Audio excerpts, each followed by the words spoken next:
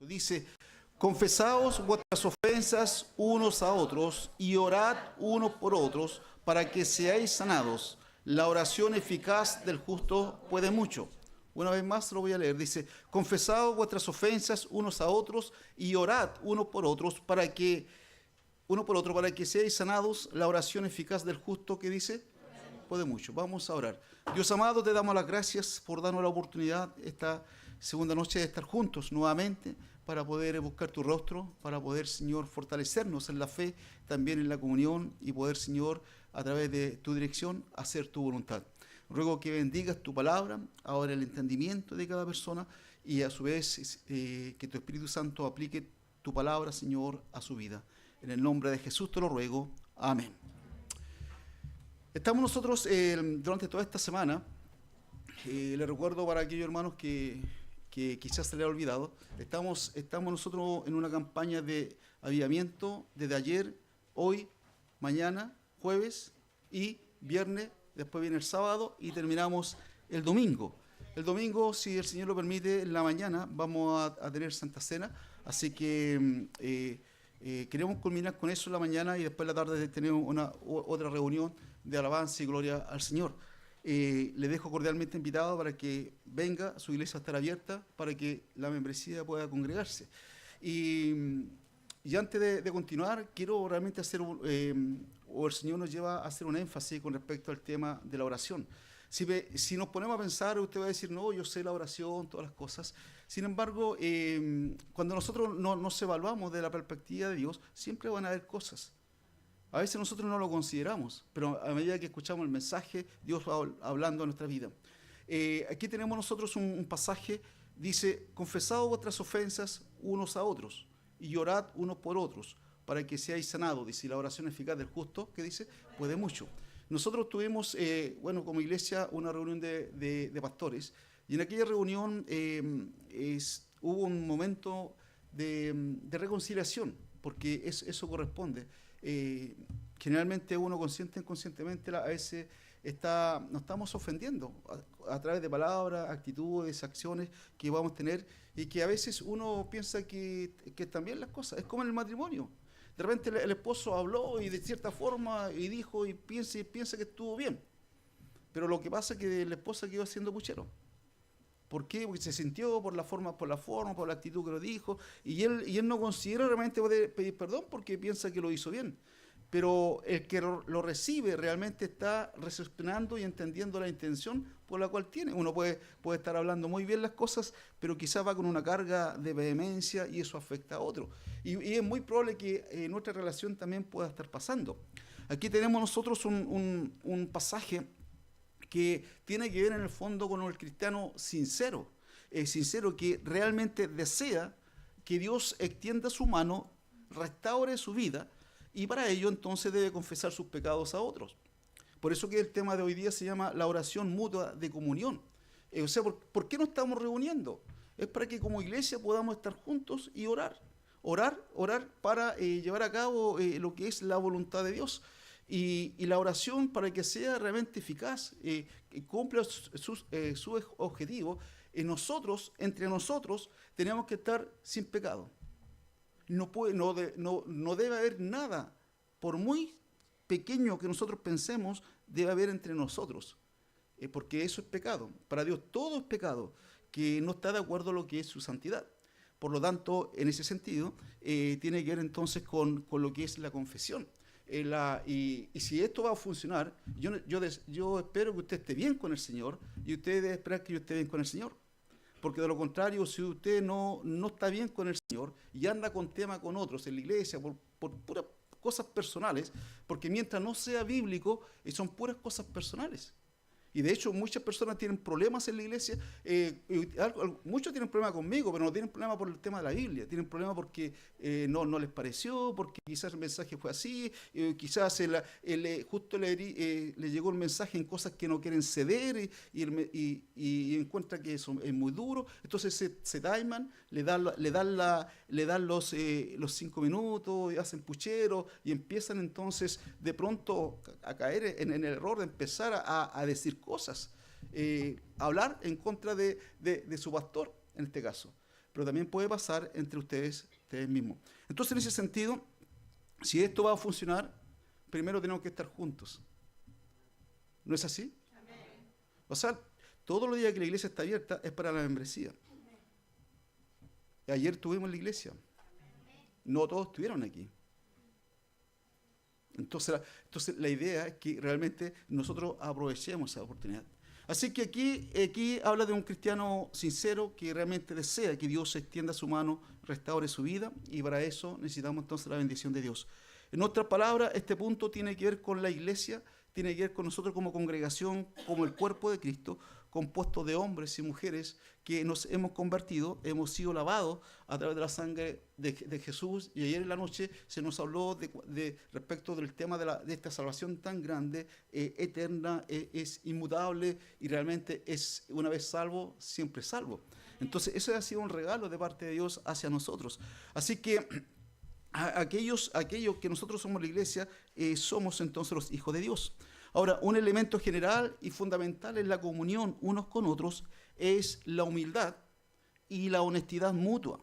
Ser personas humildes, transparentes, honestas y sinceras con los demás, donde cada uno sin evadir confiesa sus pecados al otro y no cae en el error de que algunos piensan, no, que si yo cometí un pecado no quiero que nadie más lo sepa. Y desgraciadamente el Señor igual lo hace público. Por más que ustedes escondan las cosas, Dios igual lo va a sacar a la luz y nos vamos a enterar igual. ¿No es así? Es como tener niños en la casa. No hay nada que sea que esté tan escondido que los niños no lo encuentren. En el momento menos pensado, encontraron las cosas y se descubrió la olla. Y ahí está entonces la verdad. Así que debemos nosotros ser honestos, debemos ser humildes, confesar, siendo sinceros con los demás. Y a su vez, cuando confesamos, debemos apartarnos de lo que el mal que estamos haciendo. Por eso Proverbios 28:13 nos dice: el que encubre sus pecados no prosperará, mas el que los confiesa y se aparta alcanzará misericordia. Ser creyentes humildes y transparentes, ser creyentes sinceros y honestos, significa reconocer los pecados personales y confesarlos a otros y apartarse de ellos. Significa, en resumidas cuentas, que no se ocultan los pecados, no los tapamos. Esto es importante para que la oración de comunión mutua podamos experimentar el poder de Dios en nuestras vidas y servicio para nuestro Dios.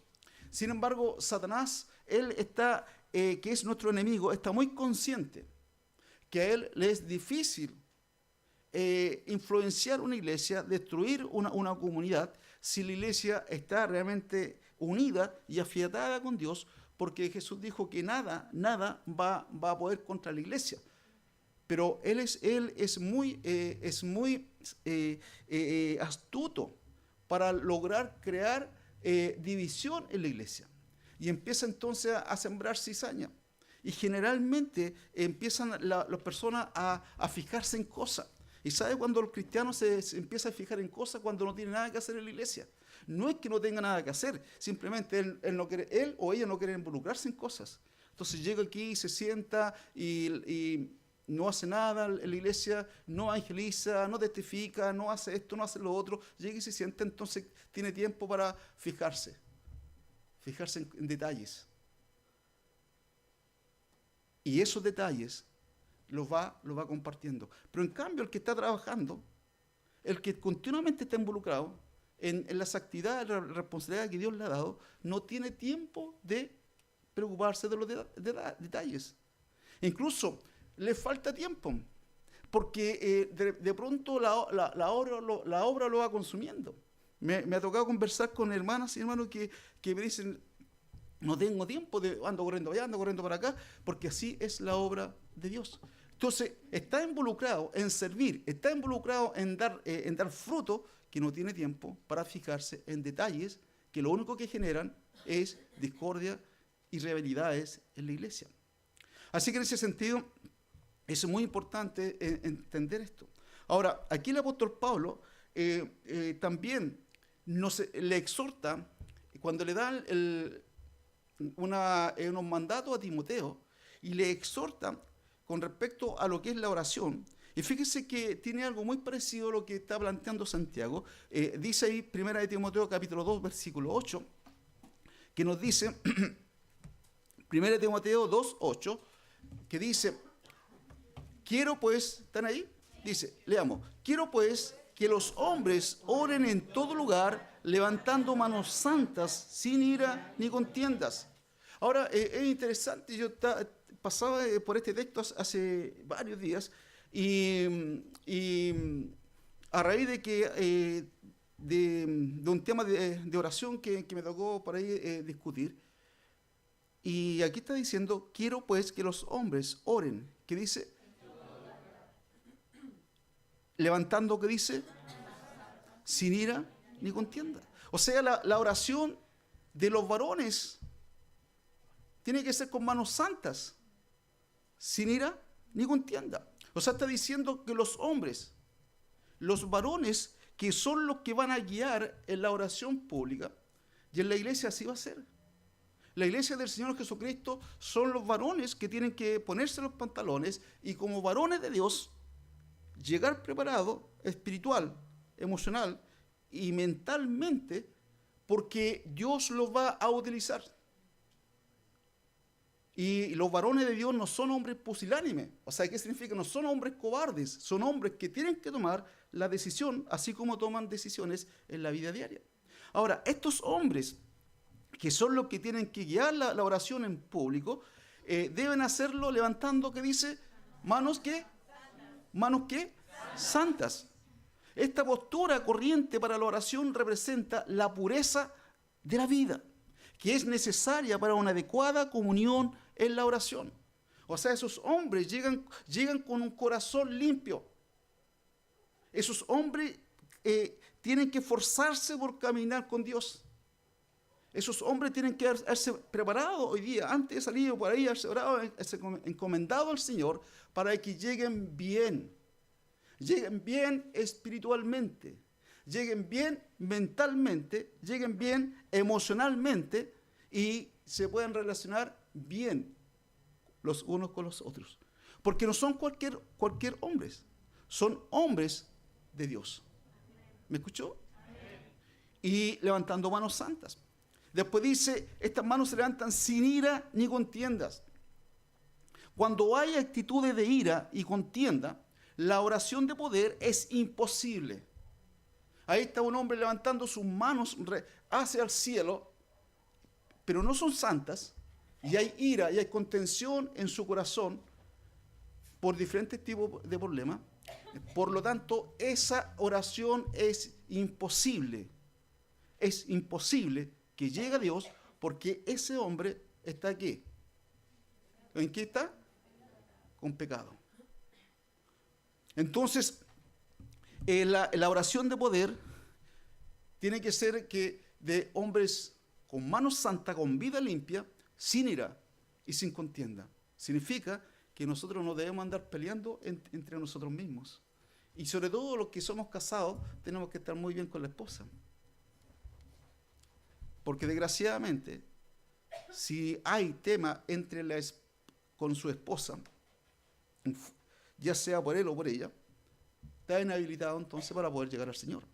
Entonces aquí nos está hablando que aparte de lo que le desagrada a Dios, la rabia y la rivalidad hacen difícil orar. Entonces, ¿qué es lo que está haciendo? ¿Qué está diciendo Pablo a Timoteo? Mira, los hombres tienen que estar preparados espiritualmente para que puedan orar, levantando manos santas. Podemos pensar entonces, en muchos conflictos y disensiones históricos que nosotros tenemos en la Escritura. Por ejemplo, el tema de Caín y Abel, Abraham y Lot, Saúl y David, Sarai y Agar, y así va sumando. Pero también en el Nuevo Testamento, Pablo y Bernabé, y Pablo y en este caso y Pedro, y también tenemos a Evodia y Sintique, y por eso que el apóstol Pablo le dice a dos mujeres en Filipenses capítulo 4, versículo 2, que le dice, ruego a Evodia y a Sintique que sean, dice, de un mismo sentir en el Señor. Esto es como algo inapropiado. Porque es difícil que las mujeres no estén de acuerdo. ¿O sí? ¿Sí o no? No. Generalmente tienen desacuerdo. Pero aquí se le está rogando, dice, ruego a Evodia y a Sintique, dos mujeres, que sean, dice, de un mismo sentir, ¿en qué? En el Señor. Como también nosotros entonces podemos pensar en muchos conflictos que podemos tener o tenemos entre nosotros por diferentes actitudes o acciones carnales que no enfrentamos o por lo cual o quizás no queremos arreglarlo. Y una de las cosas que continuamente tenemos que hacer nosotros es prepararnos en oración e ir a donde la persona con la cual hay un conflicto y poder darle solución. Y nosotros como cristianos tenemos que tomar esa actitud y ser el responsable de nuestro accionar. Ahora, por eso que el Señor Jesucristo nos dice que podemos nosotros interrumpir nuestra adoración, si es necesario, para que logremos hacer las paces y lograr la paz con otro. Dice Mateo capítulo 5, versículos 23 y 24, que nos dice, por tanto, si traes tu ofrenda al altar y allí te acuerdas de que tu hermano tiene algo contra ti, deja allí tu ofrenda delante del altar y anda y reconcíliate primero con tu hermano y entonces ven y presenta, que dice, tu ofrenda. Entonces aquí está diciendo, por tanto, si tú traes tu ofrenda al altar y allí te acuerdas de que tu hermano tiene algo contra ti. O sea, el tema de que tú sabes, usted sabe que hay alguien que tiene un tema con usted o contigo. Tú lo sabes. No eres el infractor, aparentemente. Pero tú sabes que hay una persona que tiene un tema contigo. ¿Sabes lo que dice la Biblia? Tienes que ir. ¿Pero sabes lo que pasa con algunos? No, si yo no le he hecho nada. Es su problema, no es mío. Bueno, cuando tomamos esa decisión, eso es mundano y es carnal. Ahora, eso que uno sepa puede llegar de diferentes fuentes. De repente se encuentra con alguien, oye, ¿sabes que ella o él tiene un tema contigo? Abre, ¿qué es el problema de él? No es mío. Bueno, así funciona el mundo. Y así que ya también las relaciones se interrumpen. Pero la Biblia dice que si yo sé que alguien tiene un tema conmigo, tengo que ir allá. Y eso es lo que está planteando. Ahora, es importante entender, hermanos, que nosotros no tenemos razón para estar confrontados con alguien, a menos que sea por un tema bíblico. La Biblia nos dice, en cuanto dependa de nosotros, tenemos que estar en paz con todos los hombres. Pero esto no significa que yo tengo que estar en paz con un disidente en cuanto al Evangelio. Pero si no es por la causa de Cristo, si no es porque a mí me cohíben, me impiden expresar mi creencia, todo lo demás se tiene que arreglar. No hay pecado grande ni pecado chico, todo lo demás de parte de nosotros tiene que arreglarse en cuanto dependa de nosotros. Pero si ustedes tienen tema conmigo, por ejemplo, y es por un tema bíblico, yo no tengo nada que hacer con eso. A menos que yo esté equivocado. Pero si no estoy equivocado, y ustedes están enojados conmigo, y no tienen razón bíblicamente, yo no tengo por qué pedirle perdón. Son ustedes los que tienen que arrepentirse. ¿Por qué? Porque hay algo que no está mal en su corazón. Esa es la única razón por la cual nosotros podemos tener un pleito con otros. De ahí no hay tema. Todos los temas se tienen que enfrentar y arreglar. O sea, en el fondo, Dios nos quiere sin temas en la relación con otros. Si no es bíblico el tema, tiene que arreglarlo. Bueno, y eso fue lo que yo hice en la reunión de pastores, que hubo un tema ahí que yo sabía, hace mucho tiempo se me comunicó que estaban enojados conmigo, pero que yo también tenía mis razones. Yo también estaba enojado. Pero resultó que al final me tocó la oportunidad de poder lograr la pacificación y tuve que dar ese paso. Y di ese paso delante de todos, le dije, ¿sabes? Yo sé que tú tienes un tema conmigo y por esto, por esta razón, y te ruego y te pido que me perdones. Si te ofendí, perdóname. Me arrepiento, te pido perdón. Y no es que no es que el otro diga, "Ay, es que yo no soy Dios para perdonar". No, porque hay algunos que dicen eso. Es que yo no soy Dios para perdonar. Obviamente que no es Dios. Dios no es tan feo. Pero Él tiene que perdonar. Ahora, si no perdona, va a ser su problema. Pero yo hice lo que a mí me correspondía. Dios quiere que le obedezcamos inmediatamente, hermanos. Porque nuestro objetivo debe ser siempre tener una buena y correcta relación con Dios y con los demás. Recuerden lo que dice Marcos 12, 29 al 31. Jesús le respondió, el primer mandamiento de todo es, oye Israel, el Señor nuestro Dios, el Señor uno es. Uno es. Y amarás al Señor, que dice, tu Dios, con todo tu corazón y con toda tu alma y con toda tu mente y con todas tus fuerzas. Este es el principal mandamiento y el segundo es semejante. Amarás a tu prójimo como a ti mismo. No hay otro mandamiento mayor que esto. Entonces, esos son los mandamientos que, bueno, el Señor Jesucristo los sintetizó y que son fundamentales. Tengo que estar bien con Dios y también tengo que estar bien con mi prójimo. Ahora, algunos caen en la trampa de decir que tienen una buena comunión con Dios, todo el día pasan en oración, leen la Biblia y todas las cosas, pero tienen temas con otros. Entonces, ¿cómo es posible que no se arreglen con Él, con el que ven, pero sí dicen que están bien con Dios que no ven? Una de las claves también para aquellos que predicamos, enseñamos, que puede ser conducido al error, si solamente tienes una buena comunión con Dios, pero no tienes una buena comunión con tu esposa y no tienes una buena comunión con otras personas. Es imposible porque es pecado. Y lo que vas a hacer, lo vas a hacer en la carne. Y por cierto que Dios puede bendecir su palabra de todas formas. Pero el Espíritu de verdad va a conducir al error solo cuando yo estoy en comunión con Dios y en comunión, ¿sabe con quién? Con mi prójimo. Esta es la base para que no saque aplicaciones de fuera de contexto y cosas extrañas. Entonces, la Biblia nos llama a nosotros a amar a Dios con toda la mente y como resultado de amar a Dios, ¿a quién tenemos que amar? Independientemente de qué es lo que haga Él. Ahí tenemos el ejemplo del Señor Jesucristo. Ahí tenemos el ejemplo de Esteban. Ahí tenemos el ejemplo de muchos mártires que perdonaron, aunque ese perdón les significó la muerte. Así que, hermanos, con respecto a lo que dice Santiago 5:16, es necesario que pongamos mucha atención a lo que nos dice.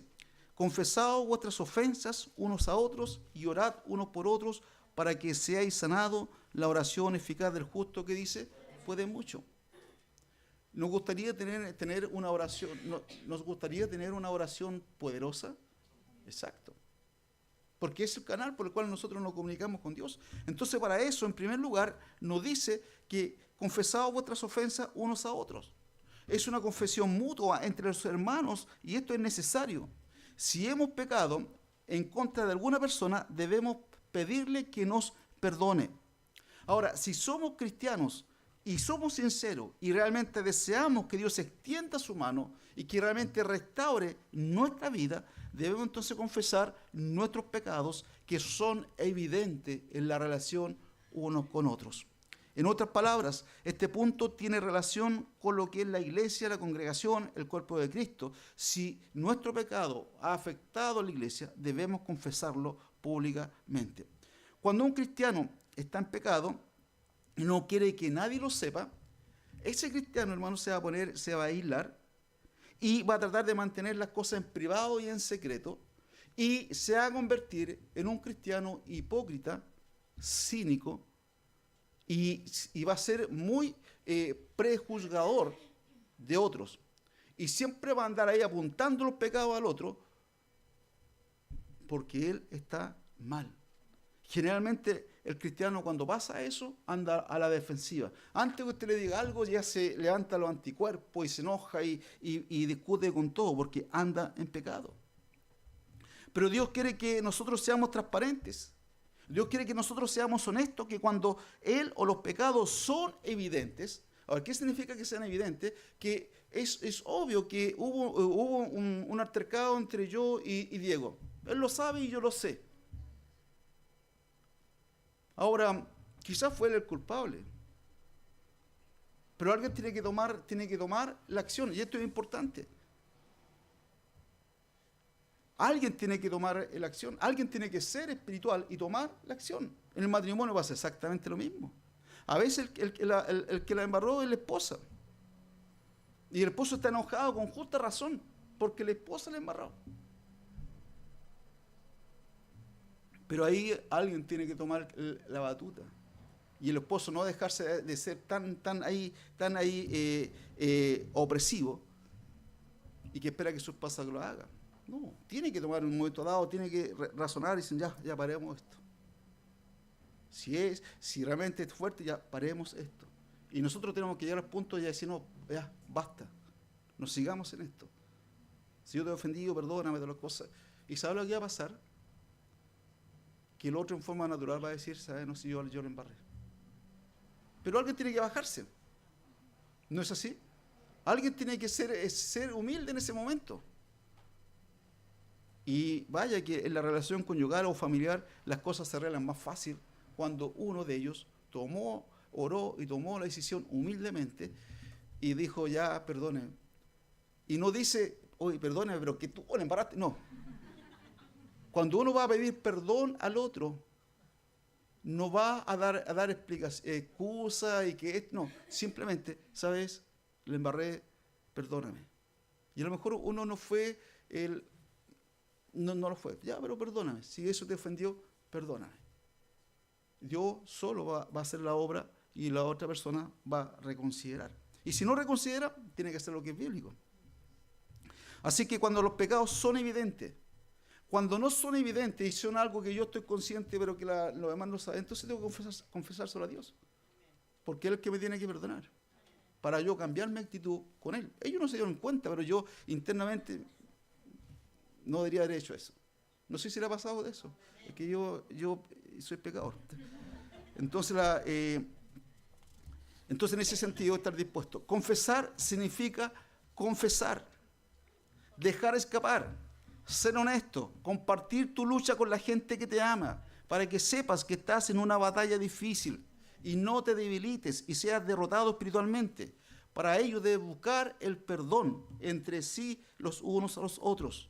La palabra confesar tiene la idea en el griego homologeo, que literalmente significa hablar la misma cosa, asentir, estar de acuerdo. Confesar, declarar, admitir algo. Confesar en el sentido de admitir la propia culpa de lo que se ha sido acusado. Y eso da como resultado una convicción interna que sale del corazón. 1 Juan 1:9 nos dice que si confesamos nuestros pecados, Él es fiel y justo para perdonar nuestros pecados y limpiarnos de toda maldad. Ahora, la palabra confesar, que sale en Santiago 5:16, se da por sentado que ha habido una confesión de pecado a Dios. Pero algunos solamente quieren hacerlo hacia Dios. No quieren bajarse a lo terrenal. Pero también, en muchas ocasiones, se requiere la confesión pública de ciertos pecados los unos a los otros, y es la reunión de la iglesia.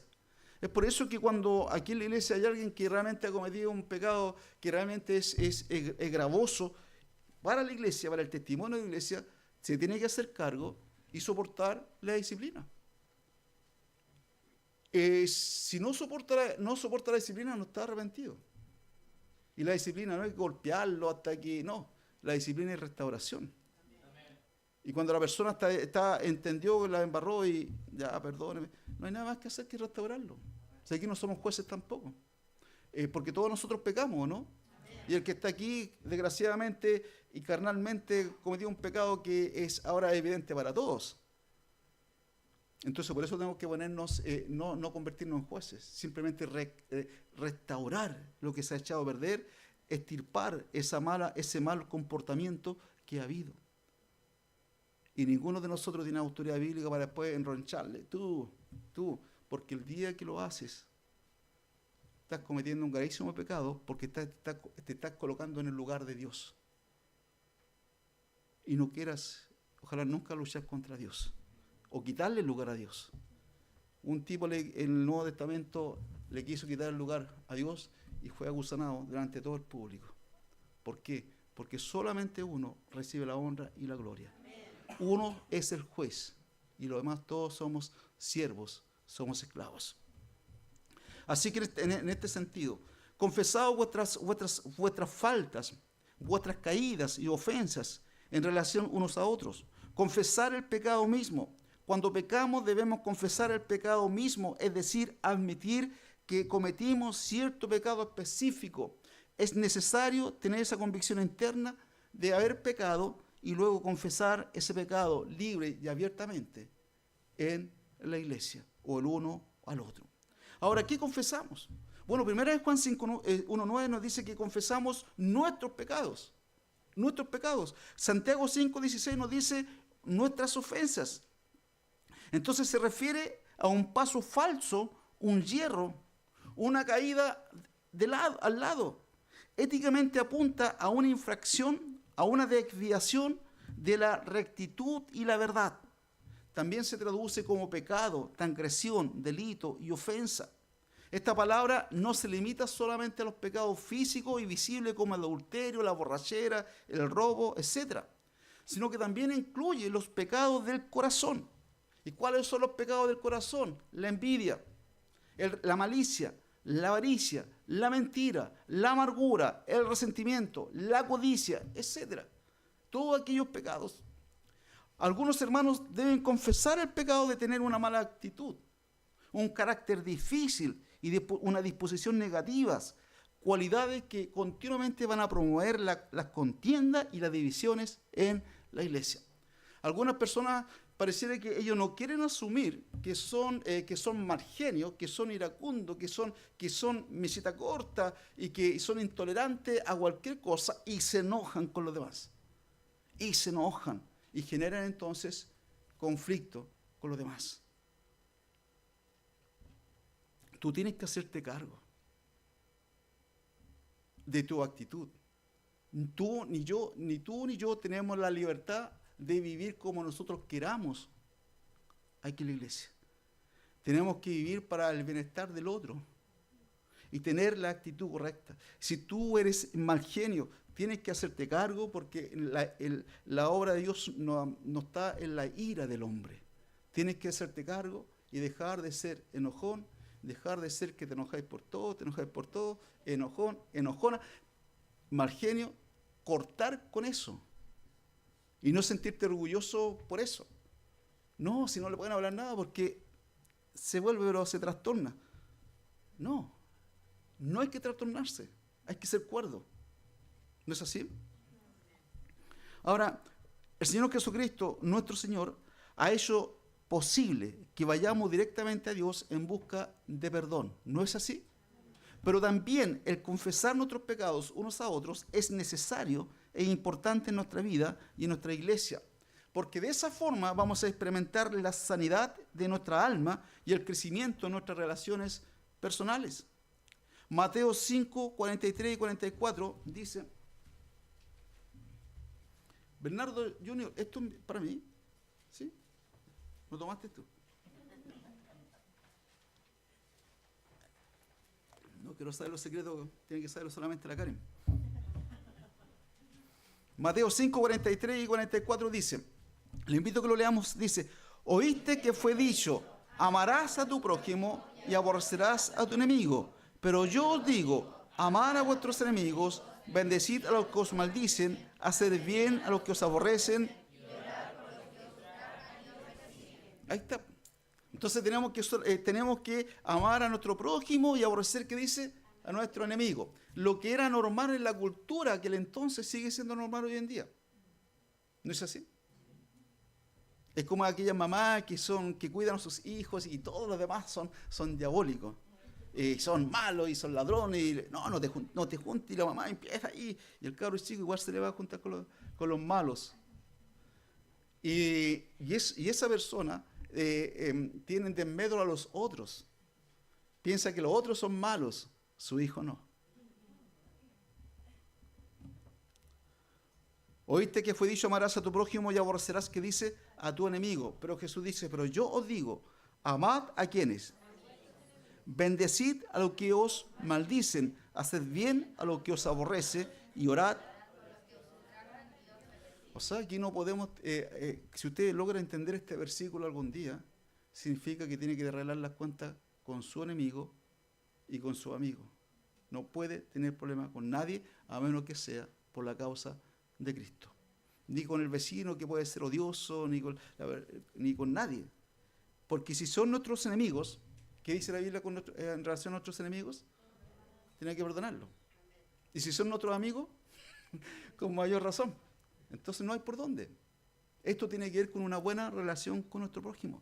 Ahora, fíjese que el Señor lo ilustró en Mateo capítulo 18, versículo 21 al 35, que nos dice, Mateo 18, 21 al 35, dice: entonces se le acercó Pedro y le dijo: Señor, ¿cuántas veces perdonaré a mi hermano que peque contra mí? ¿Hasta 7 veces?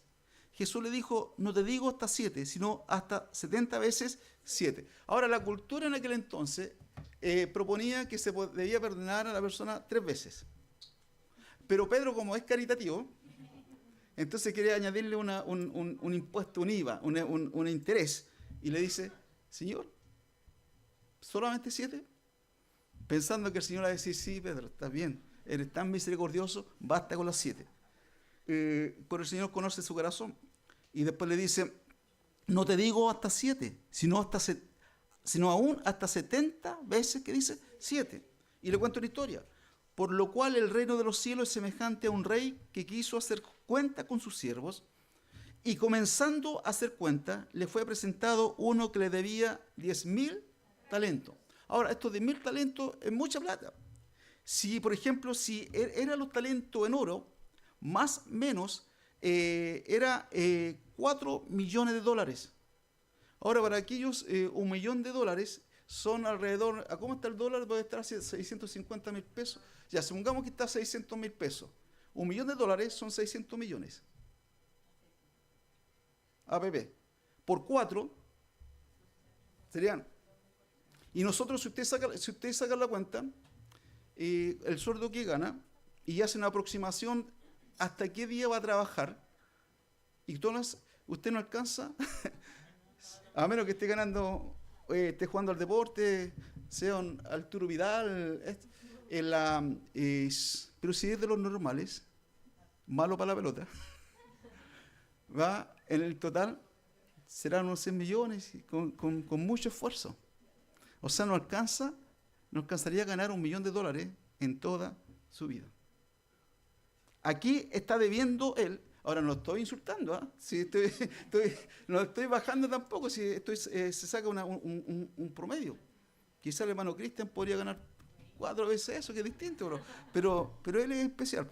Entonces, dice, si es en dólares, entonces si es en oro, sería más o menos unos 4.000 millones de pesos. Ahora, si es en plata, son 80 millones de dólares. O sea, ¿cuánto es la deuda? Inmensa. Dice el versículo entonces: a este, como no pudo pagar, ordenó su señor, que dice, venderle ¿me están siguiendo? Y a su mujer e hijos y todo lo que tenía, para que le pagase la deuda. Ahí iba a tener que trabajar no sé cuántas veces, tenía que haber vuelto a la tierra, más el dueño podía hacer uso de su esposa, de sus hijos, y todos tenían que trabajar para pagarle, si algún día lograran pagarle. Bueno, el tema es que entonces aquel siervo, el que le debe, postrado le suplicaba, diciendo: Señor, ten paciencia conmigo, harta paciencia, ten paciencia conmigo, y yo te lo pagaré, ¿qué dice? Todo. Está mintiendo. No es posible que le pueda pagar. No es posible que le pueda pagar.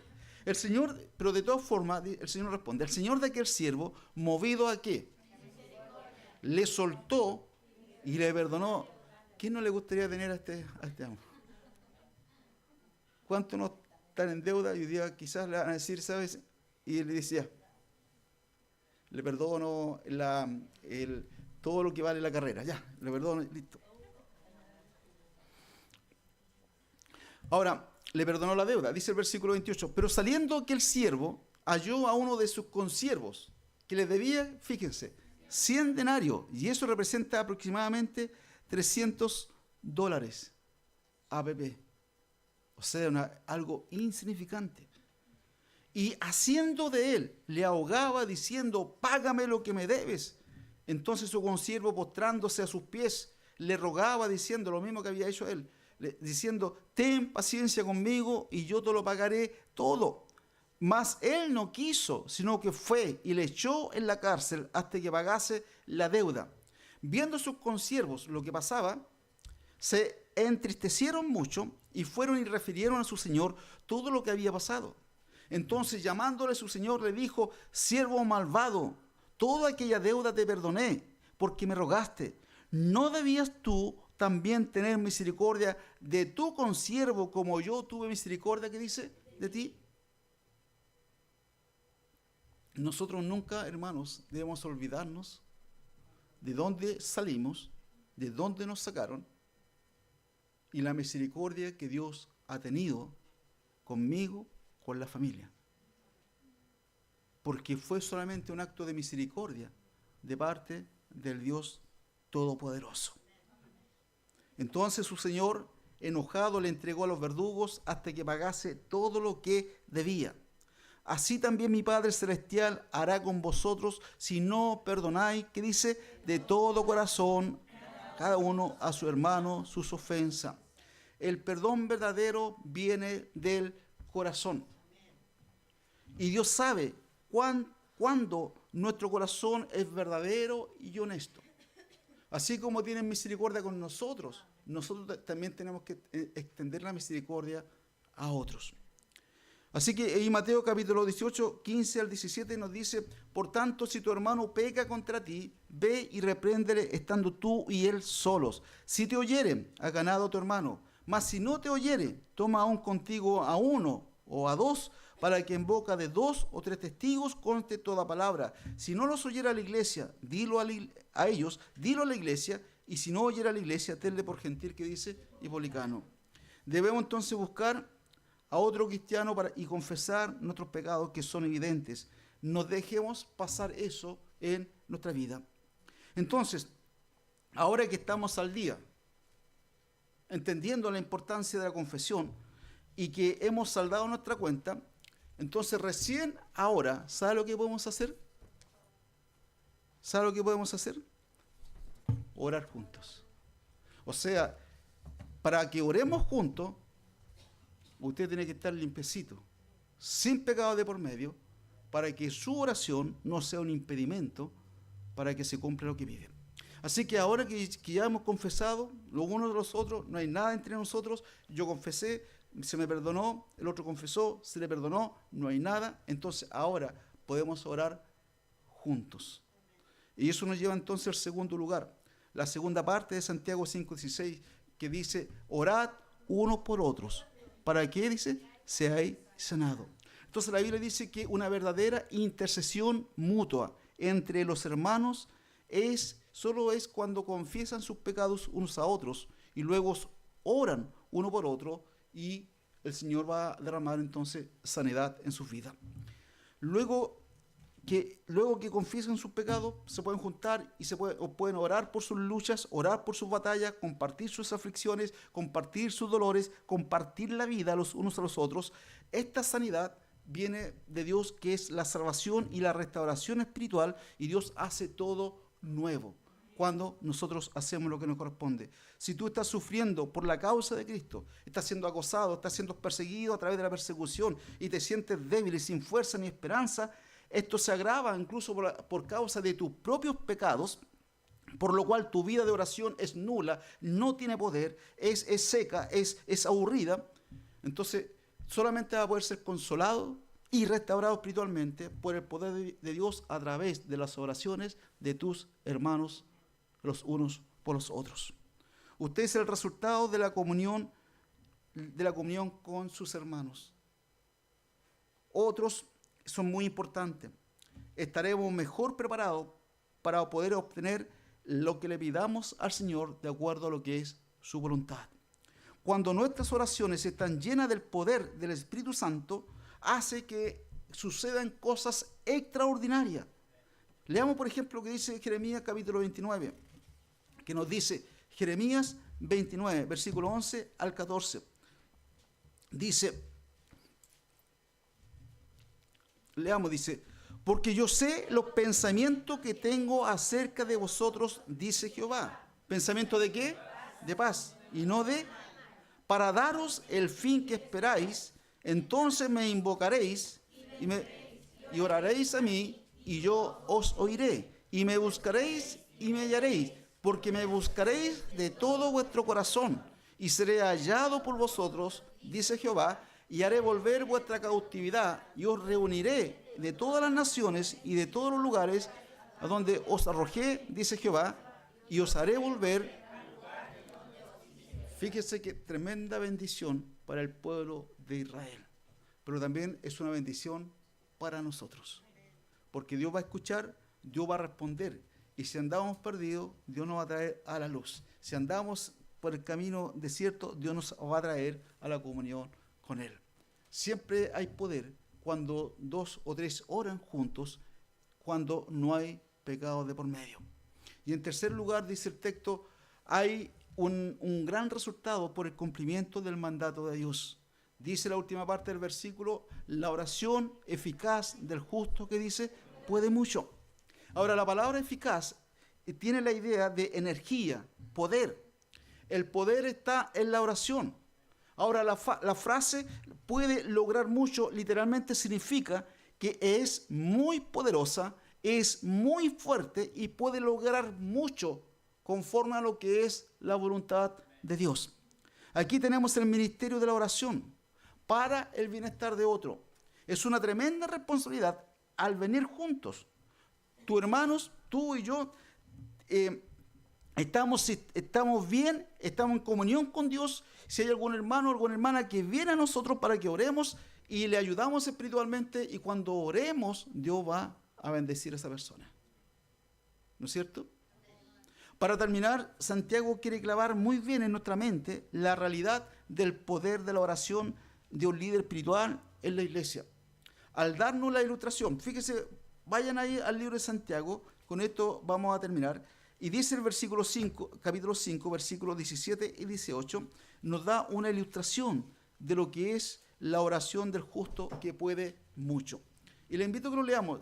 15, 17 y 18 dice, Elías era hombre sujeto a pasiones semejantes a las nuestras, y oró fervientemente, y no llovió sobre la tierra por 3 años y 6 meses. Otra vez, fíjese que cómo está este siervo, a través de la oración, logra que el poder de Dios se manifieste y tenga un efecto climático de producto de la oración. La Biblia nos dice que Elías era un hombre de pasiones semejantes a las nuestras. O sea, Elías es como nosotros. Tiene todos los problemas de frustración, de fracaso, de desánimo, de estrés. Y a raíz de todas estas cosas, él se asustó mucho cuando una mujer lo quiso matar y arrancó y cayó en depresión. Y nosotros sufrimos, al igual como él sufrió. Él tuvo hambre como nosotros tenemos hambre, se cansó como nosotros nos cansamos, se angustió porque una mujer lo perseguía para matarlo, cayó en depresión. Era como nosotros, tenía debilidades, tenía virtudes, tenía puntos fuertes y tenía puntos débiles en su vida. Pero la Biblia nos dice que él oró, que dice, ¿cómo? Fervientemente. O sea, Elías oró la oración. Y hermanos, y la oración tiene que ser con entusiasmo. La oración tiene que ser con emoción, tiene que salir del corazón.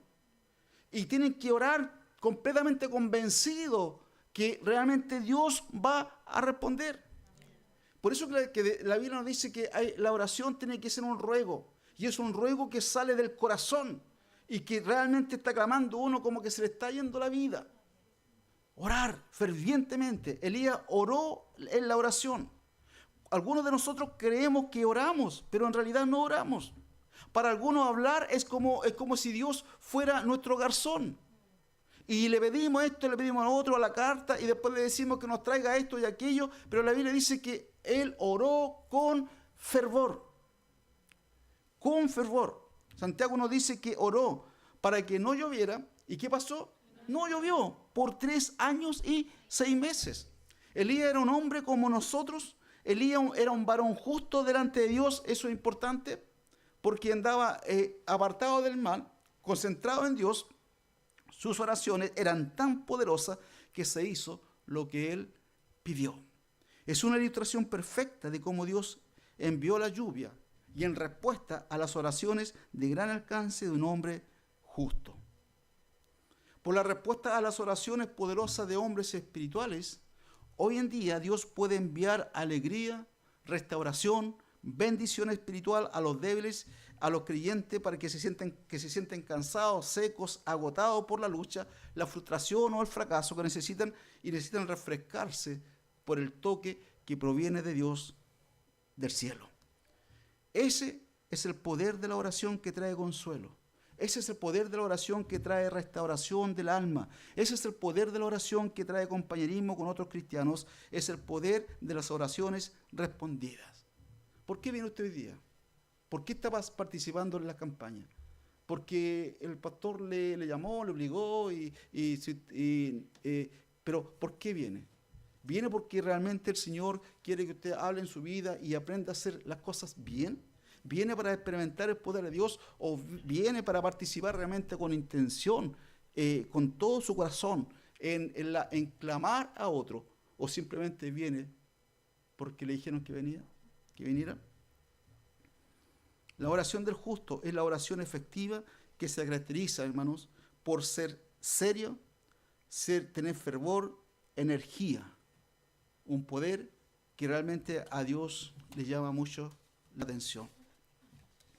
Sin tal confesión no puede haber paz y sin tal oración no puede haber bendición espiritual. En muchos casos tampoco habrá bendición material ni tampoco salud mental si nuestras oraciones son anémicas. Así que, hermanos, la oración eficaz del justo, dice, puede mucho. La oración mutua. Y Santiago dice, confesad vuestras ofensas unos a otros y orad unos por otros para que seáis sanados. Y la oración eficaz del justo, que dice, ¿usted tiene problema con los de allá? ¿Y los de allá tienen problema con los de acá? ¿Tiene problema con alguna hermana? ¿Tiene algún problema con algunos jóvenes? ¿Tiene problema conmigo? ¿Con quién tiene problema? Hermanos, para orar, para que realmente este tiempo sea una gran victoria, tenemos que ser sinceros, honestos, e ir y arreglar nuestras cuentas con nuestro hermano. ¿Para qué? Para que pueda haber sanidad, para que pueda haber la bendición de parte del Señor. ¿No es así? Pero esto hay que hacerlo. Usted y yo no podemos tener nada, pero nada entre nosotros. Y quiero decir nada entre nosotros. ¿Y sabe lo que va a pasar cuando no hay nada entre nosotros? El poder de Dios se va a manifestar. Entre el matrimonio. ¿Cómo está en tu relación conyugal? ¿Cómo está en tu relación con tu esposa? Hay cosas que están atravesadas, hay cosas que están ahí, que no están bien. Tienes que perdonar o tienes que ir a pedir perdón. Y tienes que hacerlo, porque de lo contrario, tu oración no va a hacer nada. Puedes no hacerlo si quieres, pero hoy día estamos advertidos. Tienes que andar y tienes que vivir no conforme a lo que tú piensas y crees, sino conforme a lo que Dios nos dice.